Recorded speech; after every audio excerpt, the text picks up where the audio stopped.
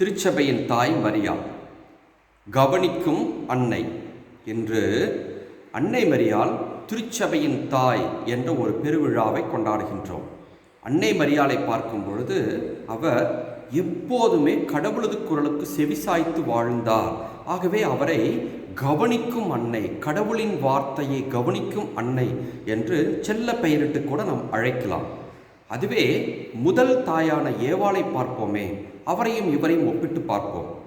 ஏவாளை பொறுத்தவரை தொடக்கத்தில் கடவுளது வார்த்தையை அவர் கவனித்து கொண்டுதான் இருந்தார். ஆனால் ஒரு காலகட்டம் வந்த பொழுது கடவுளின் வார்த்தையை கவனிப்பதை விட்டுவிட்டு அலகையின் வார்த்தையை கவனிக்க ஆரம்பித்தார். அப்படி கவனிக்க ஆரம்பித்த அந்த தருணத்திலிருந்தே அவர் கடவுளை விட்டு விலகிச் சென்றார். அவரும் பாழ்பட்டு போனார், இந்த மனித சமுதாயமும் பாழ்பட்டு போனது என்ற ஒரு உண்மையை தொடக்க நூலிலே கண்டுகொண்டோம். ஆனால் அன்னை மரியாளுக்கு வருவோமே, அவரது அத்தியாயம் எங்கு தொடங்குகிறது என்று கேட்டால், அவர் கபிரியேல் தூதரை சந்திக்கும் அந்த தருணத்தில் தான் தொடங்குகின்றது. அவரை பாருங்களேன்.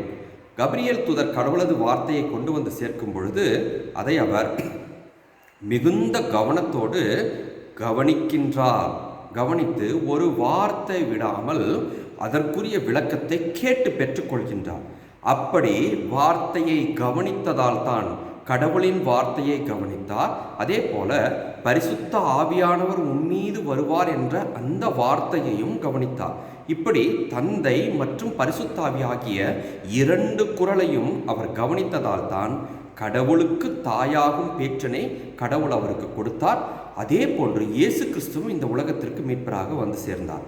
இது இயேசு கிறிஸ்து பிறப்பதற்கு முன்பே கவனிக்கும் தாயாக கன்னிமரியாள் இருந்தார் என்பதை நமக்கு சுட்டி காட்டுகிறது.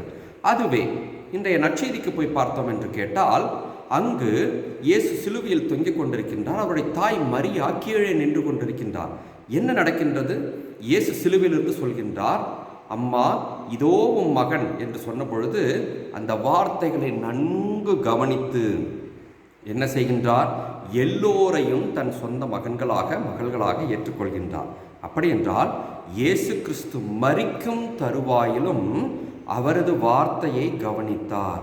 தொடக்கத்தில் தந்தை, தூய ஆவி ஆகியோரின் வார்த்தைகளை கவனித்தார்.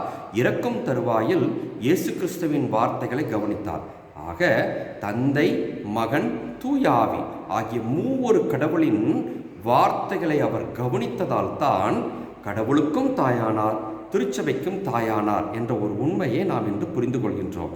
ஆகவே நமது வாழ்வில் நாம் செய்ய வேண்டியது, அன்னை மரியாள் எப்படி கடவுளது வார்த்தைக்கு வார்த்தைகளை கவனித்தாரோ, அதே போன்று வாசகம் வாசிக்கும் பொழுது நாமும் கடவுளது வார்த்தைகளை கவனிப்பவர்களாக மாறுவோம். அதுவே அன்னை மரியாளை போன்று நாமும் அவரது பிள்ளைகளாக வாழ்வதற்குரிய தகுதியை தரும்.